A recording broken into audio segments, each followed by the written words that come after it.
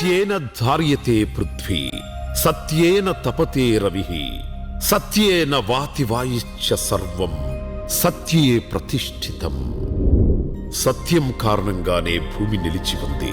సత్యం కారణంగానే సూర్యుడు తేజస్సుతో ప్రకాశిస్తున్నాడు. సత్యం వల్లే గాలి వీస్తోంది. జగమంతా సత్యంపైనే స్థిరంగా ఉంది. సత్యానికి నమ్మకానికి ప్రమాదం వాటిల్లినప్పుడు ఆ దేవుడే స్వయంగా రంగంలోకి దిగుతాడు. నిజాన్ని ప్రపంచానికి చూపిస్తాడు. ఇదే జరుగుతోంది ఇప్పుడు ఏపీలో. తనను అడ్డుపెట్టుకుని రాజకీయం చేయాలనుకుంటున్న వ్యక్తులకు, వ్యవస్థలకు ఆ దేవుడే బుద్ధి చెబుతున్నాడు. నిజాన్ని ప్రపంచానికి చూపిస్తున్నాడు.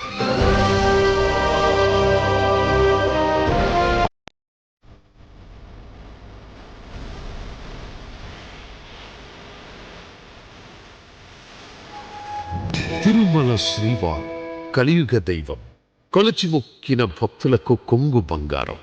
ఏడుకొండలవాడు అనాథరక్షకుడు. ఆర్తజన దీక్షాదక్షుడు.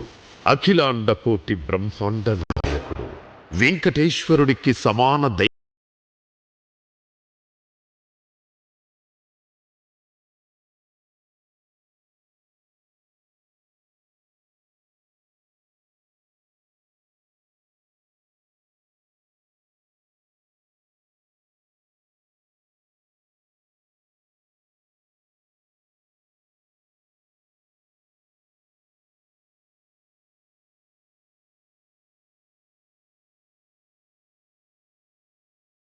తిరుమల మొత్తం పరిధిని 27.5 స్క్వేర్ కిలోమీటర్లుగా గుర్తించింది అప్పటి బ్రిటిష్ ప్రభుత్వం. ఆ తర్వాత 1924లో ఆ పరిధిని అధికారికంగా ప్రకటించింది. 4 దశాబ్దాల తర్వాత 1965 నవంబర్లో అప్పటి ఏపీ ప్రభుత్వం జీవో నెంబర్ 1784 విడుదల చేసింది. బ్రిటిష్ ప్రభుత్వం నిర్ణయించిన పరిధినే అధికారికంగా గుర్తించింది. ఆ తర్వాత 1986లో అప్పటి ఎన్టీఆర్ ప్రభుత్వం చెల్లాకొండయ్య కమిషన్ నియమించింది. ఆ కమిషన్ ప్రకారం అప్పటి ప్రభుత్వం కూడా ఇదే 27.5 స్క్వేర్ కిలోమీటర్ల విస్తీర్ణాన్ని టీటీడీ పరిధిగా గుర్తించింది.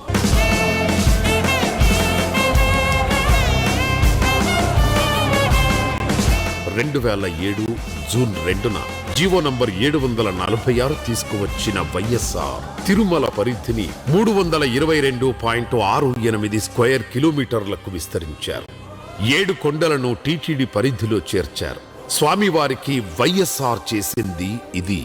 అప్పుడు వైఎస్ఆర్, ఇప్పుడు జగన్ మీద నిందలు వేస్తున్న ప్రతి ఒక్కరూ గుర్తించాల్సిన, గుర్తుపెట్టుకోవాల్సిన విషయం ఇది.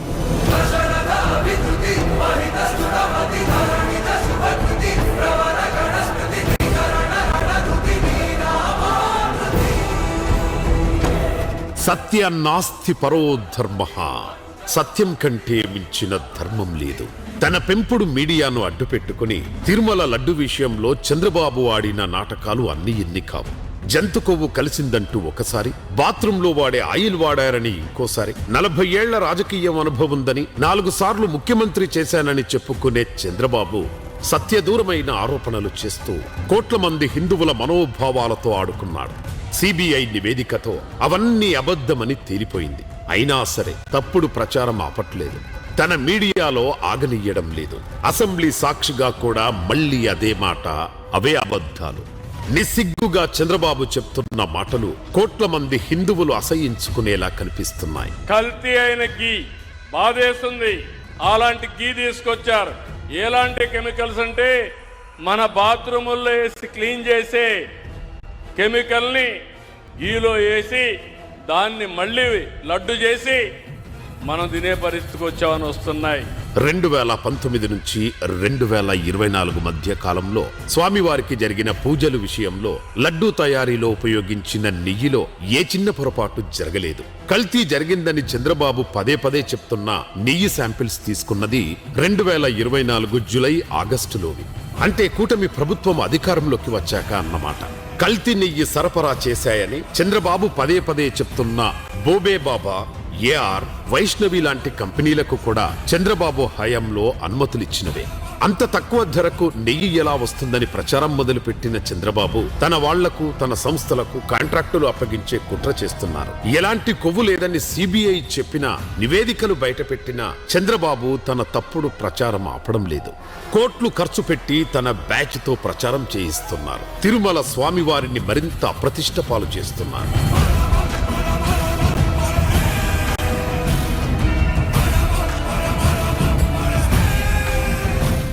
జనబలం ఉన్న ఆ కుటుంబాన్ని ఎదుర్కోలేక మతాన్ని, దేవుణ్ణి అడ్డుపెట్టుకుని నీచ రాజకీయం చేసే రకం చంద్రబాబు.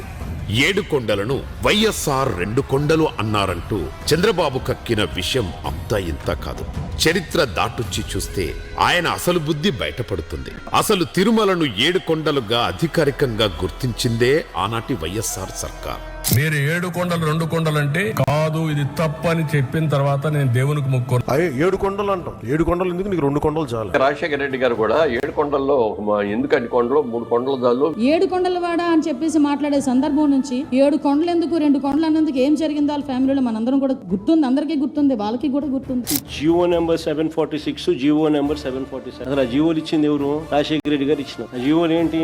టీటీడీని 7 కొండలుగా గుర్తించింది రాజశేఖర రెడ్డి గారు నాన్న. టీటీడీ పరిధిని 350 కిలోమీటర్లకు పెంచింది నాయన. అన్య మత ప్రార్థనలు టీటీడీలోను మిగిలిన ఒక 19 గుడుల దగ్గర జరగకుండా కట్టడి చేస్తూ జీవోలు ఇచ్చింది కూడా నాయనే, వైఎస్ఆర్. చంద్రబాబు నాయుడు గారు అప్పట్లో బీజేపీతో లేడు, ముస్లిం ఓట్స్ తో పనిపడింది, క్రిస్టియన్ ఓట్స్ తో పనిపడింది. అప్పుడు ఇదే చంద్రబాబు నాయుడు గారు ఏమన్నా 2009లో 746 జివో 747 జివో వైఎస్ఆర్ గారు ఇచ్చినారు, మేము వచ్చినా క్యాన్సిల్ చేస్తామన్నాడు. ఇది హిస్టరీ. ఆ వీడియో రికార్డ్ ప్లే చేయి మా చంద్రబాబు నాయుడు అన్న మాట. 746, 47 జీవోలు 2 వచ్చాయి. నేనున్నప్పుడు ఎప్పుడు కూడా జీవోలు అవసరం రాలేదు. ఈ ప్రభుత్వం వచ్చిన తర్వాత ఈ 2 జీవోలు కూడా వచ్చాయి. తెలుగుదేశం పార్టీ దీనికి వ్యతిరేకంగా ఉంటాం. రేపు అధికారంకి వస్తానే ఈ 2 జీవోలు కూడా తీసేస్తామని చెప్పి కూడా నేను మీ అందరికీ హామీ ఇస్తున్నాను. మళ్ళా చంద్రబాబు నాయుడు ఇప్పుడు ఏమంటున్నాడు? 7 కొండలు 2 కొండలు అంటే కాదు, ఇది తప్పని చెప్పిన తర్వాత నేను దేవునికి మొక్కుకోను. ఇవి కూడా కంపేర్ చేసినామనంటే చంద్రబాబు నాయుడు గారి క్యారెక్టర్ ఏంది, నైజం ఏంది అనేది అర్థం. 2007 జూన్ 2న 746 జీవోను తీసుకువచ్చిన అప్పటి వైఎస్ ప్రభుత్వం శేషాద్రి, గరుడాద్రి, వెంకటాద్రి, నారాయణాద్రి, వృషభాద్రి, వృషాద్రి, అంజనాద్రి ఈ 7 కొండలను అధికారికంగా గుర్తించడమే కాదు, టీటీడీని 322.68 స్క్వేర్ కిలోమీటర్లు పొడిగించారు. జీవో 747 తీసుకువచ్చి తిరుమలలోని 10 తీర్థాలు, టీటీడీ పరిధిలోని 16 ప్రధాన దేవాలయాల్లో అన్యమత ప్రచారాన్ని నిషేధించారు. ఇక 2007లో వచ్చిన జీవో నంబర్ 1372తో టీటీడీ సంస్థల్లో హిందువులను మాత్రమే నియమించాలనే నిబంధన విధించారు.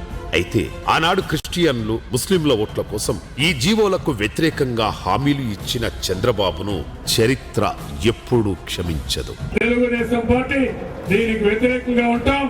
రేపు అధికారంకి వస్తానే ఈ 2 జీవోలు కూడా తీసేస్తామని చెప్పి కూడా నేను మీ అందరికీ హామీ ఇస్తున్నాను.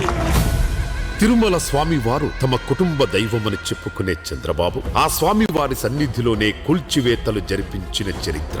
1472లో నిర్మితమైన 1000 కాళ్ల మండపం శిల్పకళా వైభవానికి ప్రతిరూపం.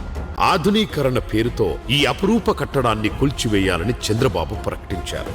ఆ మండపం ఆలయ మర్యాదల్లో భాగమని, దాన్ని కూల్చడం ఆగమశాస్త్ర విరుద్ధమని పీఠాధిపతులు, వేద పండితులు ఎంత చెప్పినా చంద్రబాబు వినలేదు.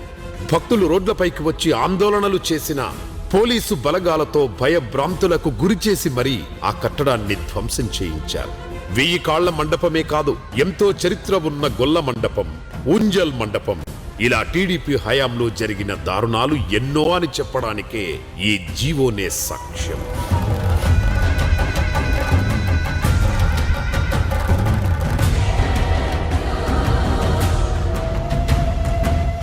దేవుడి కోసం, దైవాన్ని భక్తులకు మరింత దగ్గర చేయాలనే ఆలోచనతో డివోషనల్ శాటిలైట్ ఛానల్ ఉండాలని వైఎస్ఆర్ ఓ నిర్ణయం తీసుకొని ఎస్వీబీసీ ఏర్పాటు చేస్తే విజనరీ అని డబ్బా కొట్టుకునే చంద్రబాబు దీన్ని కూడా వ్యతిరేకించారు.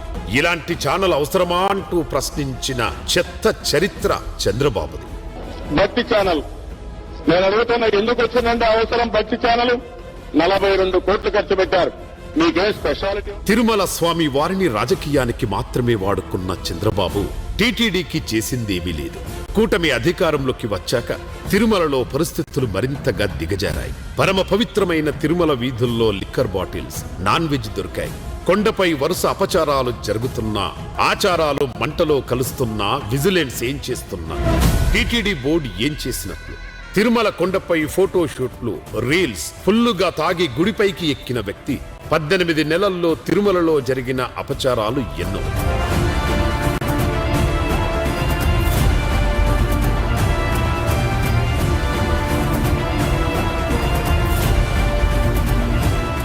భక్తుల రద్దీని నియంత్రించడంతో టీటీడీకి ప్రత్యేక స్థానం ఉండేది. జగన్ అలాంటి మార్గం చూపించారు. ఇప్పుడు అందులోనూ కూటమి సర్కార్ ఫెయిల్ అయింది.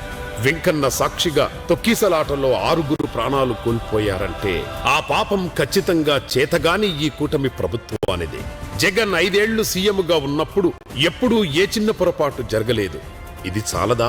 స్వామివారు ఎవరితో ఉన్నారు, ఎవరికి అండగా నిలుస్తున్నారు, ఎవరి తీరు విషయంలో ఆగ్రహంతో ఉన్నారు అని చెప్పడానికి? ప్రతి మనిషిలో దేవుడిని చూసుకోవడమే నిజమైన భక్తి.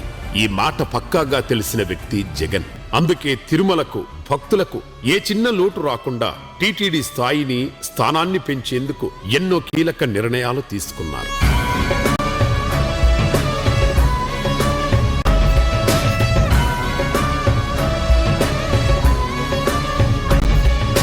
తిరుమలలో మధ్యవర్తులు, దళారుల ఆగడాలకు చెక్ పెట్టేలా శ్రీవాణి ట్రస్ట్ తీసుకువచ్చారు జగన్. భక్తుల నుంచి వచ్చేది ఏదైనా సరే డైరెక్టుగా టీటీడీకి అందించడమే దీని లక్ష్యం. ఇలా వీఐపీ దర్శనాల నుంచి వచ్చే మొత్తాన్ని దేవాలయాల నిర్మాణానికి ఉపయోగించాలనే గొప్ప ఆలోచనతో శ్రీవాణి ట్రస్టును పరిచయం చేశారు జగన్. 5 ఏళ్లలో 1085.84 కోట్లు సేకరించారు. వచ్చిన ప్రతి పైసాకు సంబంధించి 2023 జూన్లో వైట్ పేపర్ విడుదల చేశారు. శ్రీవాణి ట్రస్ట్ నిధులతో రాష్ట్ర వ్యాప్తంగా 5,000 దేవాలయాలు, భజన మందిరాలను నిర్మించాలని ప్లాన్ చేస్తే కూటమి ప్రభుత్వం అధికారంలోకి వచ్చాక రాజకీయ స్వార్థంతో దీన్ని రద్దు చేసింది. ఇక జగన్ హయాంలో వైకుంఠ ద్వార దర్శనాలను 10 రోజులు పొడిగించి 8 లక్షల దర్శనాలు కలిగించారు. ఇందులో 97% మంది సామాన్య భక్తులే. తిరుమలలో రద్దీపై నిఘా పెట్టేందుకు ఏఐ వినియోగంతో పాటు దర్శన టికెట్ల కేటాయింపు కోసం ఈ డిప్ విధానాన్ని తీసుకొచ్చింది కూడా జగన్ సర్కారే. ఆనాడు వైఎస్ఆర్ ఎస్వీబీసీ ఛానల్ ప్రారంభిస్తే ఆ సేవలను మరింత విస్తరించేలా జగన్ హయాంలో కీలక నిర్ణయాలు తీసుకున్నారు. తెలుగు మాత్రమే కాదు, అన్ని భాషల్లో ఛానల్ ప్రసారాలు చేసే దిశగా అడుగులు వేశారు. 2021లో ఎస్వీబీసీ హిందీ, కన్నడ ఛానల్స్ ప్రారంభించి తిరుమల వైభవాన్ని, విశిష్టతను దేశానికి చేరువ చేసే ప్రయత్నం చేశారు.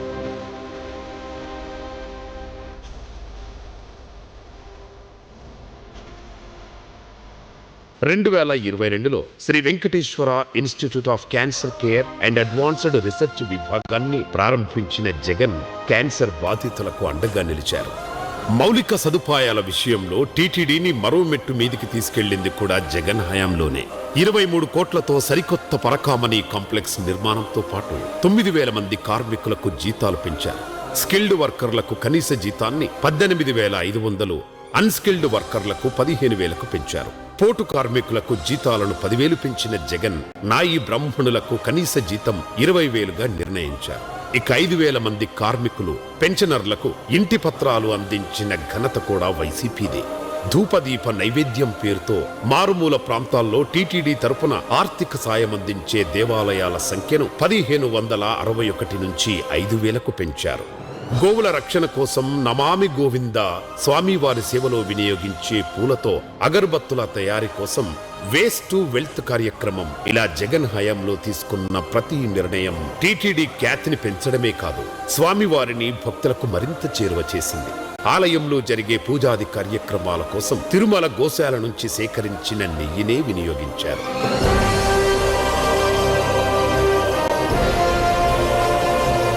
అప్పుడు మండపం కూల్చివేత, నేడు లడ్డూ రాజకీయం. అధికారం కోసం చంద్రబాబు ఎంతవరకు దిగజారుతారో చెప్పకనే చెబుతున్నాయి. అప్పుడు బయటకు కనిపించే కట్టడాన్ని కూల్చారు. ఇప్పుడు లడ్డూ చుట్టూ రాజకీయం చేర్చి భక్తుల విశ్వాసంతో ఆడుకుంటున్నారు. అలాంటి చంద్రబాబుకు తిరుమల పవిత్రత గురించి మాట్లాడే నైతిక హక్కు ఉందా? జగన్ మీద బురద చల్లడం మానేసి తాను చేసిన పాపాలకు చంద్రబాబు సమాధానం చెప్పాలి. హిందూ ధర్మమంటే చంద్రబాబుకైనా పవన్కైనా రాజకీయ ఓటు బ్యాంకు మాత్రమే.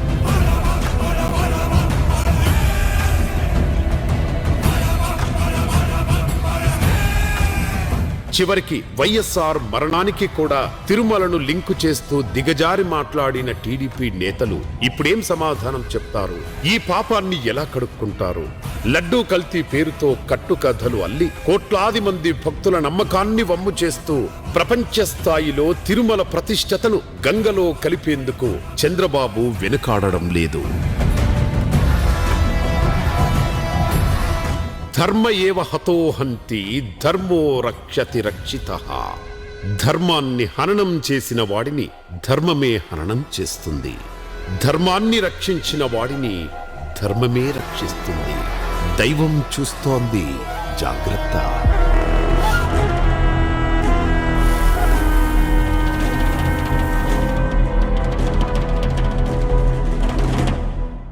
నిన్న మన వాళ్ళు కొంతమంది రిపోర్ట్లు వస్తే చూపించిన 1 కోటి పుస్తకాలు ప్రింట్ చేశారు 5 లాంగ్వేజ్ల్లో భగవద్గీత అని. 50 కోట్లు ఖర్చు పెట్టారు దానికి. 50 లక్షల్లో 32 లక్షల పుస్తకాలు ఇంకా గోడౌన్లో పడి ఉన్నాయి. అదొకటి అడ్డం మనకి. ఆ భగవద్గీతలో చూస్తే ఎవడు మొహాన్ని వస్తారు, అందులో ఏమీ లేదు.